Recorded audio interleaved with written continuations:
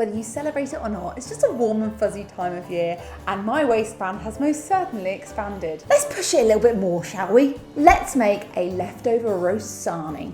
This will come down to what you have left over. Now, it may shock you, but in my household, our eyes are bigger than our belly and we tend to over-cater. So Boxing Day or any day after Christmas or a roast dinner in general tends to work out rather well for us. I love to butter both sides of thick white bread, and then we're going to get it into a nice hot pan. Stuff it full of your leftovers. We've got red cabbage, we've got the meats, we've got the cheese board. I'm going in with a lovely bit of Bix and some cheddar. Now I like to compress that sandwich down with some heavy pans. That way you're going to get a really crisp toasty, and it's going to help get that heat all the way through your sandwich. Once everything is golden and delicious, there's one thing left to do. A lovely little finisher is a pot of gravy. Now this can be warmed up bisto, or if you've got some leftover from your roast, get that warmed up too, because that is my sandwich dip of choice. Yeah, I got sandwich dip, and what?